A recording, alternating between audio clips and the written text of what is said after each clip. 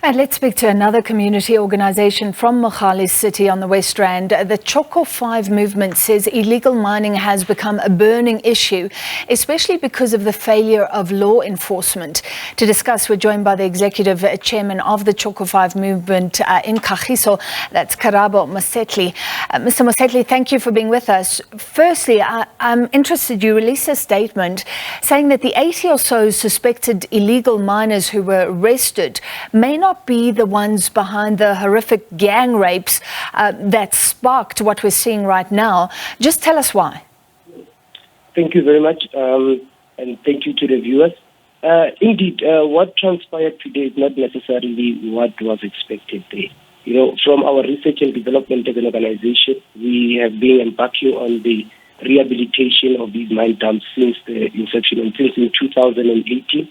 Where as the community of Kagiso, we have came together as 56 companies coming together and starting a consortium called Africa Mining House. And since then, we've been taken from pillar to post to DMR and Mogale City to an extent that all the documents that were needed from DMR were acquired. And after all of that, DMR did phone Mogale City and tell them that they can award the community to do this rehabilitation. So what we have been seeing today, it is not only as a result of what transpired in Krugersdorp West, because of basically what transpired in Krugersdorp West initially began from the 1st of July. And what we did as an organization, we engaged the Deputy Minister of Justice and Constitutional Development, John Jeffrey. And the response from his office was taking from pillar to post that we should also communicate with the police, understanding that the law enforcement or the SAPS itself is not fully equipped.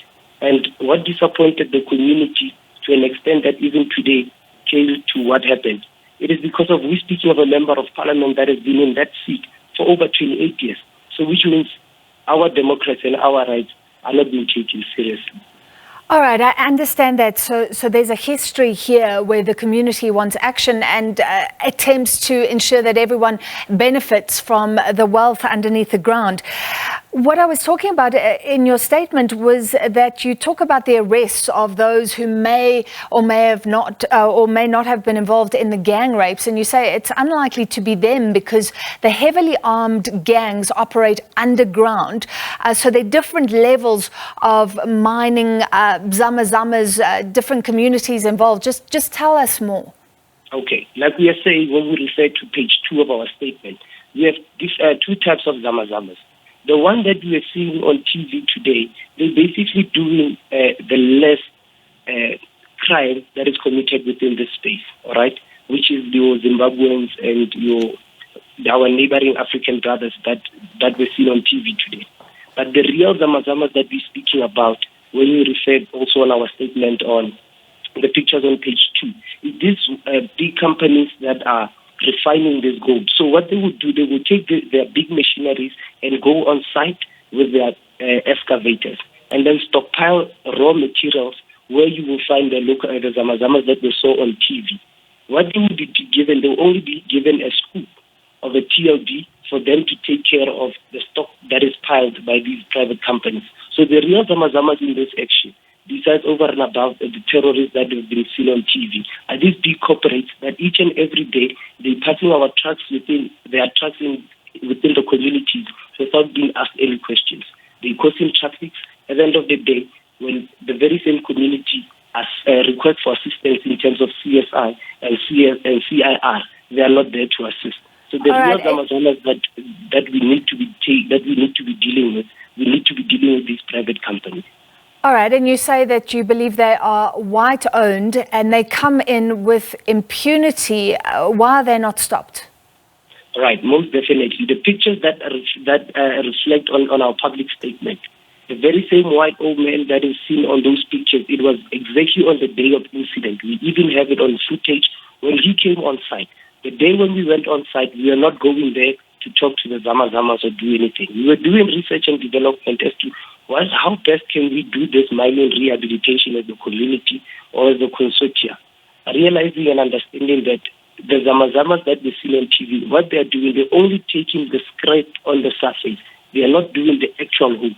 I mean, it is impossible that a human being can dig a hole that is 10 meters deep with a shuffle and with a shuffle. I mean, so it clearly shows that what these big companies, they come with us with the excavators, and then they go to those old shafts that used to work, so they can take the minerals that are found in there.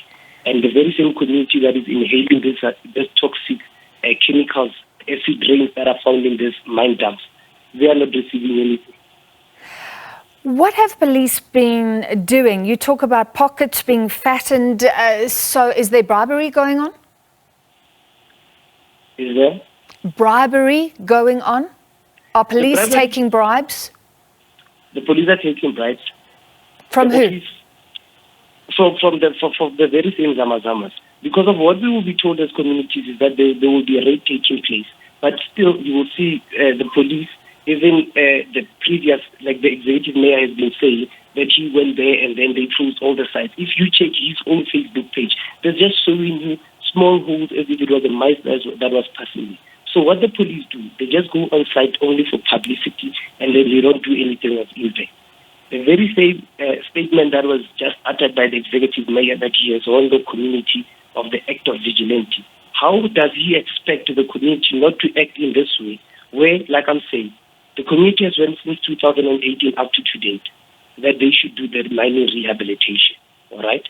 And only yesterday, the office of the executive mayor and the administration decided to withdraw the appointment letter that was given to the community. Because what has been holding the community to do the rehabilitation of these mines over and above the appointment letter that was given is that the municipality has been going up and down, changing municipal managers and administration, only delaying the fact that they should give us an MOU.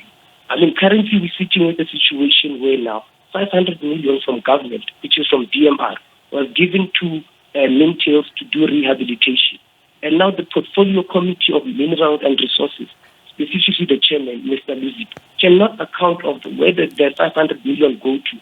So are they saying they are going to use the taxpayers' money over 500 million, because it was a long time ago. So that means when rehabilitation needs to be done now in 2022, the budget will go over 500 million rand. That will be given again to the rich company that will never do the job. And as a community, when we speak of rehabilitation, we are not asking of any financial assistance to government. We are saying as a community, all we need is the signed MOU, because of already we had an appointment letter. Give us the MOU, we know who to go to under the Triple P sector or complying with the private sector of who will buy the minerals. We're sitting here with acid water that is also killing our biosphere. You know? So the 500 million is already gone. So let the government not want to invest much more into mining rehabilitation. The document that we are advocating for. Mr. Mosethi, mining rehabilitation is a huge issue, and yes, I think right now there is an impetus to look at that once more.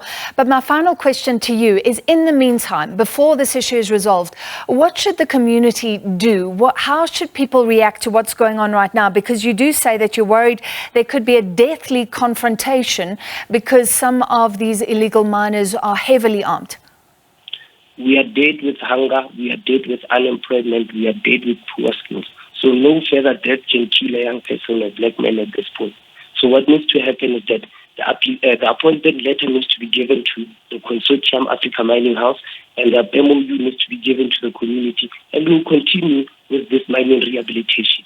Thorough research with professionals was done for this mining rehabilitation. Just to give you a short story, to an extent that even a former DMR official, Sandile Mabaso, all of a sudden resigns from his position and applied for the very same application that he was assisting us with when he was in office, and want to mine the very same mining dump that we are saying we want to rehabilitate. So you see, it's just taking people from up and down and peer people. So if somebody wants to avoid people to die, they must just fix what is currently happening right now. What is currently happening in the community wants to happen.